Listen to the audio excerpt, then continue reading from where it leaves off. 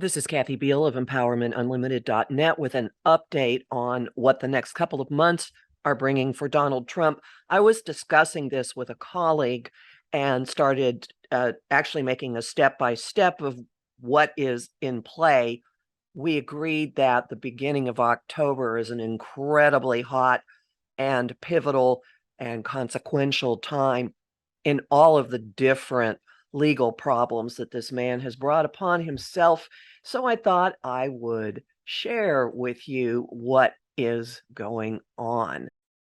Oh, also, I have put the transits for the day that I am recording this, September 30th, around noon at Mar-a-Lago, where a deposition was supposed to happen today, despite the hurricane. And of course, it's not happening. So let's look at the first big thing that is going on. I want to start with a couple of long-term influences, things that have been floating around for a long time. Pluto, at nearing the end of Capricorn, Pluto, the regenerator, the destroyer, the influence of power, huge amounts of money behind the scenes, oligarchs, plutocracy is what used to be used for this concept. It's an influence that has been dredging things out of the depths and bringing them to light. Pluto, for some time, has been in an aspect with Trump's Mars, how he uses himself, how he pushes himself forward. This is an adjustment aspect. This is an aspect that says forces greater than you are making you do something about the way you are pushing yourself forward, the way you're going about things. One manifestation of this aspect has been his social media platform financially crumbling.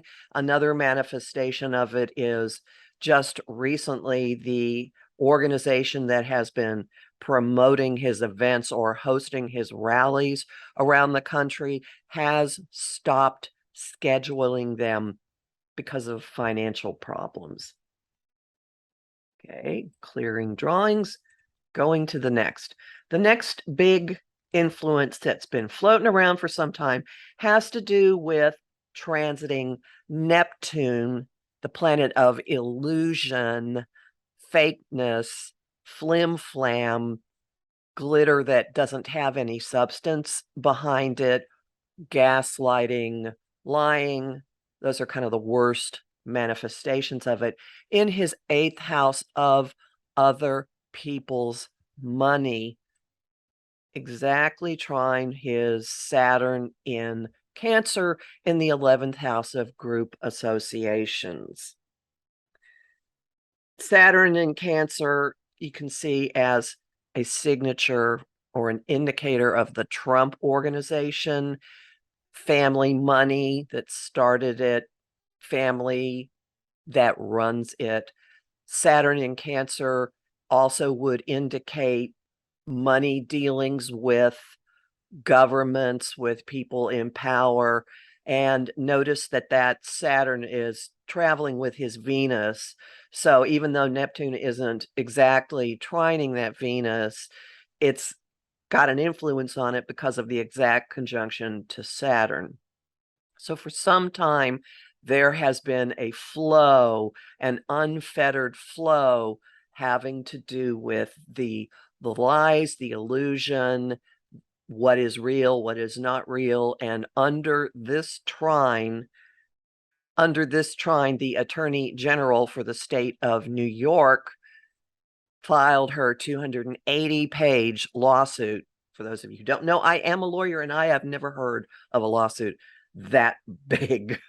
I'm sure the others exist, but detailing one fraud after another. So Neptune trining that Saturn would be a signature for an unfettered flow of financial fraud, and the coming to light part, and Venus in Cancer, a woman bringing it to light. There are many other acts of his, many other proceedings going on that we could sit here for the next 15 minutes and describe how this all has something to do with it. But it's part of the background, and it's an ongoing issue in the next few months. This is a biggie. Notice Mars in Gemini up here in his 10th house of his public reputation, his career, just being on the public stage. Okay, Mars in Gemini is multitasking. It's things, information coming from many, many directions, attacks coming from many, many directions. And if you follow the news, it is hard to keep track of how many proceedings are going on right now involving him and his businesses. This Mars has gone over his Uranus, and it is now coming up on, conjoining his North Node in Gemini and then his Sun. And as it does this, it's opposing his South Node in Sagittarius and his Moon in Sagittarius. And notice that on this particular day, the transiting moon is in the early degrees of Sagittarius. So over the weekend, it's going to go across those degrees as well. So there will be, you could look at this as fated attacks on him, North Node, fated inquiries, fated investigations, just lots and lots and lots of information. Could be a multiplicity of articles, of books. We've certainly seen a number of those. Just keep this in mind, because this is going to come back around again on the guitar in a few minutes.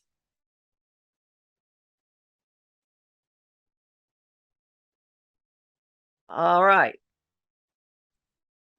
Uranus, planet of disruption, unpredictable change, the guy that shakes things up, epiphanies, lightning bolts, very sudden plot twists in the sign of money and resources in Trump's 9th house of legal matters. This Uranus has been sitting at 18 degrees Taurus since the beginning of July of 2022, and throughout the summer, various other bodies made aspects to it that set a lot of things in motion. And as it's been sitting there, it's just been barely off a semi-sextile to Trump's own Uranus. A semi-sextile is an uncomfortable minor aspect that won't go away until you face things and deal with them. It's just creating discomfort and something that's there. It is an invitation to treat matters in your life in a slightly different way, or in an evolved way, to move into a more responsible or a more beneficial way of dealing. But we have been seeing same old coming out of him. How can we delay? How can we delay? How can we delay? That's his usual MO for decades in legal matters, 9th house. Now, why I bring this up in particular is, all right, at this moment, Saturn over in his 6th house of daily affairs, it's how you run your life on your daily schedule. It is also people who are around him on a whole lot, on a regular basis. So Saturn there is, you see that it's at 19-0 Aquarius. As we look at this on October 4, Saturn will move to 18 Aquarius and square that Uranus. Now, the Saturn-Uranus square is a demand for action. I've been saying stress testing structures, stress testing, found the situations in your life. In this case, it would have a lot to do with the legal issues and the money issues and being a disruptor and who is paying for things. This could be an indicator of the money being cut off for his rallies, people not giving him money much. I read that his PAC received a grand total of $40 in the month of August. More importantly, this Saturn-Uranus square has been ongoing at different degrees since the beginning of 2021, and this is the fourth and final time with them in these signs for this round that they'll be square. They won't become square by absolutely exactly. The square will not complete by both degree and minute because of the difference in their retrograde cycles. However, they will be both at 18 degrees of their signs until October 12th. So essentially, this is in effect for a couple of weeks. And these kinds of aspects tend to be the most dramatic just before they become exact. So that means that Monday, October 3rd, as Saturn is building to get off that degree of 19, may be the most action-packed day of all of this. And as this is happening with Saturn at 18 and Uranus at 18 of their signs, Saturn is creating a grand trine. It's off by a degree, but we're going to count it. A grand trine with Trump's Uranus in Gemini, his disruptor tendencies, his doing things against the grain tendencies, his awakening tendencies in the most public house of his chart, and also Jupiter in Libra in his second house of money and resources. This is lighting up litigation, proceedings, one proceeding after another, and there's nothing stopping this. There is nothing that is, well, that moon might be. The moon might be his anchor in all this, the string of the kite. A little wide, but we'll count it. And that again brings in litigation with it being Sagittarius, and also foreign connections with it being Sagittarius. So just note that for that 2 weeks, and actually beyond, because Saturn, well, yeah, Saturn's going to hang out in this area for a while. Just note that is what is going to be lit up, and it's kind of inescapable. Then in the middle of this, for a change, I'm doing this sequentially for y'all.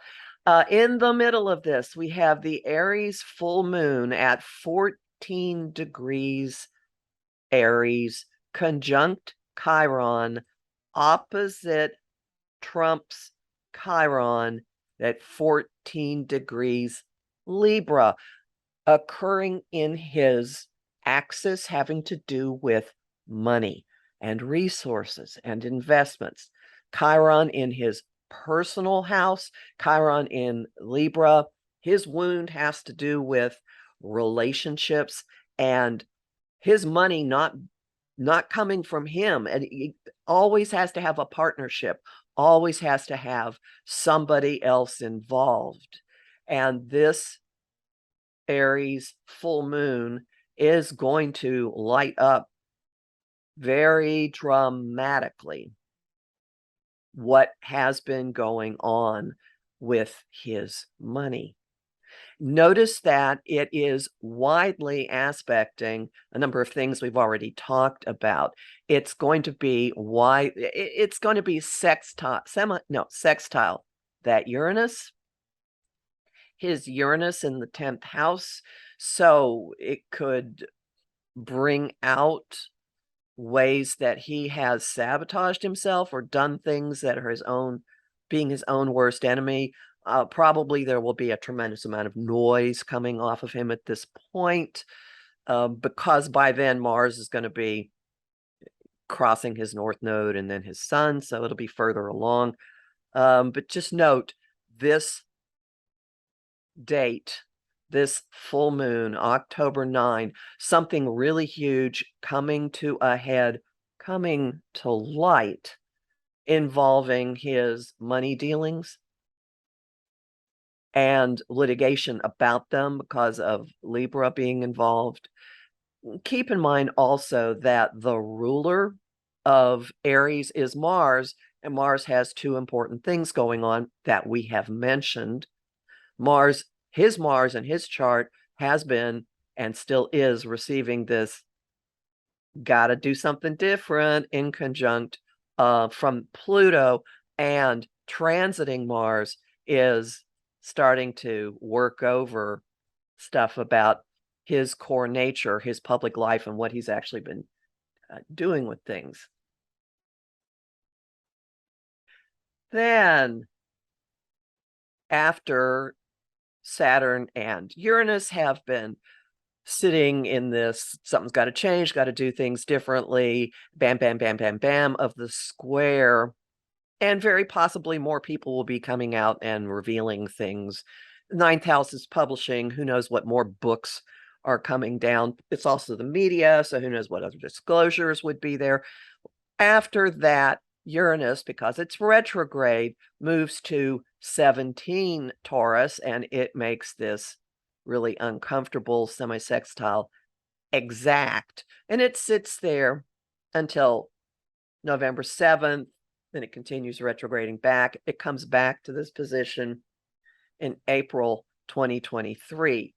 What I failed to point out in the earlier slide is that this 18-degree position becomes important at that time as well. So whatever has been going on, we come to the fruition of the process, or the culmination, in April, when Uranus has gone direct, and then it gets to 17, completes that semi-sextile, and then it goes back to 18, the degree of its final square from Saturn.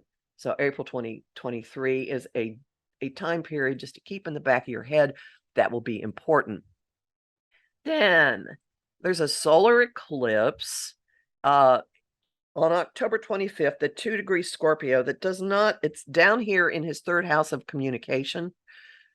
So it doesn't make any noticeable, it doesn't make any aspects worth mentioning in his chart. I simply want to point out that that is when the jury is supposed to be selected in the New York, the Manhattan prosecutors, the Manhattan DA's prosecution of the Trump organization, the corporate, with his old CFO has a plea offer. He'll get 5 months if he does follow through and testify. At any rate, it's important to note that that solar eclipse coincides with the jury selection, and the judge has already said, we're not postponing this. All right, the next one, the lunar eclipse, actually does have something in store for him, because that's going to be up here at 16 Taurus in his, what have I been saying, 9th house of legal matters, also foreign relationships, foreign affairs, involvements with foreign peoples, foreign governments, also publishing. So there's this lunar eclipse, November 8th, conjunct Uranus, semi-sextile his Uranus. Lunar eclipses bring revelations. Lunar eclipses close chapters. They're like a full moon on steroids, or like the power of 10. Huge, huge, huge. Now, like the solar eclipse, is not a one-day event. It is a process. Both of these eclipses are going to play out into the spring. And oh, gee, April, yeah, mark that time.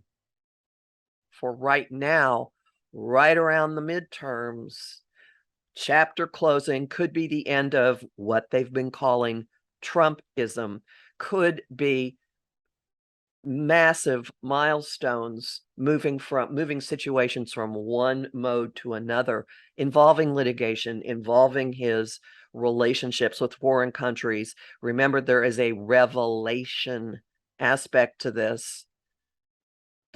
There are any number of things this could involve. It's money, the fact that he's been hanging on to documents, that's Mars in Gemini, documents that belong to the government and not to him, interfering with legal processes, the stuff in Georgia. I mean, we could just go down the list, and maybe more revelations about what's been happening with money and where it's gone and what other governments, what role other governments have. I think that there's somewhere in this time period, there's talk, I don't know if it's official, you would think it would be at this point, of another Saudi sponsored golf tournament at the club in Bedminster that would fit in with this as well. And we've mentioned Mars a bunch of times, but this is going to be really important. So Mars, up there in his most public house, is going to be retrograde from just before. Actually, I meant to put this slide before, because the second eclipse is, this is going to start in between the eclipses. So Mars goes retrograde at 25 Gemini and then backs into, pretty much travels through his whole most public house. This means it's going to go 3 times over his Uranus, his North Node, and his Sun. Very early in the retrograde, it's going to cross the Sun, and then the North Node. It's going to take it a little longer to get to Uranus, and then in January, it will start the process of the third pass over it. Mars retrograde is another opportunity for massive do-overs, and things break down a lot because Mars has machinery and how things move and stuff like that. Mars is also the military. Gemini, information, papers, texts, the insurrection. There are any number of things this could be, bringing information back around, looking at situations, bringing deals back around, but it's multifaceted, coming from many, many, many, many directions. And it will have a bit of the quality of a Mercury retrograde because it's in one of the signs that Mercury rules. So we can look for a lot of things coming back to light, getting do-overs, and it will probably also really increase his whipping up, gaslighting and lies and projection. Do note that as Mars stations retrograde, it's going to be squaring that Neptune in Pisces in the 8th house. So there could be a lot being forced out about the illusion of money, the illusion of resources, the illusion of wealth. A lot could be forced out about financial fraud. The 8th house rules insurance. And that's one of the also taxes. So insurance and taxes, these are factors in the New York Attorney General's suit against Trump and his organization and all of his children who participated in it. And of course, you can expect even more projection and noise coming out of him about all of this. Now, interestingly, there's an overlapping retrograde. While Mars is up here retrograde in his 10th house, at the end of the year, Mercury is going to retrograde in his 4th house, family, his base. And as it retrogrades, it's also going to start by squaring that Neptune in the 8th house of other people's money, insurance, taxes. It's in the sign having to do with the courts, with law, and foreign matters, and also publishing and platforms. So the whole use of social media will be part of this. Fundraising will be part of this. Maybe the role of his kids in a lot of this. At any rate, while Mars will be a lot further along. It will not be opposite Mercury while this is happening, but while Mercury is going backwards through his 4th house and Mars is going backwards through his 10th house, Mercury is going to cross over his moon and then his south node, and then it's going to oppose while it's doing that, it's opposing his sun, opposing his north node, opposing his Uranus, and at various points it will be trining his Chiron in the 2nd house of money, and then Jupiter in Libra in the 2nd house of money. So another look, another way of going after all of the same stuff. It's pretty inescapable. I am actually viewing what's coming up and what's happening as an Iron Maiden closing tighter and tighter and tighter. And what is fascinating about this is that both of these retrogrades end at 8 degrees mutable. Mars's retrograde ending on January 12th, he stations direct at 8 Gemini. Mercury stations direct at 8 Sagittarius, opposite each other on Trump's 410 axis. And what is going on at 8 degrees in his chart? Oh, look, his communication. Mercury in Cancer. This is his ability to connect emotionally with people. This is his ability to just convey rage, or we are all one, or whatever. There's nothing rational actually about his speeches, even when they were coherent.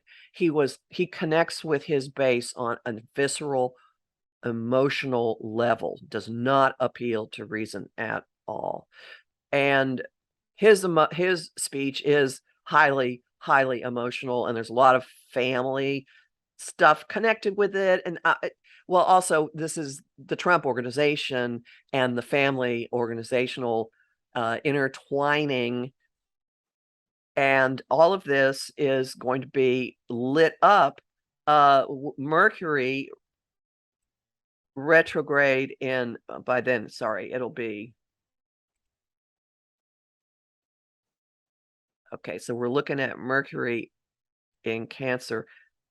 By the time Mercury stations retrograde, it's going to station retrograde pretty close to where the moon is today as I am doing this. So there could be something of September 30th, 2022 that ends up being important. But Mercury is going to be in an adjustment aspect and in conjunct with his Mercury. And Mars, when it stations direct, is going to be in that really uncomfortable semi-sextile. So when it gets to here at 8, it's going to be in a semi-sextile. So that looks like this. The inconjunct looks like this. Inconjunct looks like a seesaw, kind of. So each of these will be possibly calling him to task for things he said. Cancer is also the US. It's the country. We are a Cancer sun. There are people who have been predicting, I am not one of them, people who have been predicting that he will actually be forced to make a public statement that the 2020 election was not stolen. This could be a time frame for it, or this could be a time frame of something really big happening, pulling him directly into national security, communications, again, the papers that belong to the country. Could be a big turning point in that investigation, having to do with the documents that he took. It could have something to do with statements that he made that fueled the riot at the Capitol, any number of things. But the bottom line is, this is inescapable. It's in progress. It's in process. I've given you times to watch for, and this is the time a lot of people have been waiting for. I don't see any way out for him in this. All right. If you like this, please like, share, subscribe. You can find me at empowermentunlimited.net for regular weekly, moon, and monthly forecasts, and I'll check in again soon.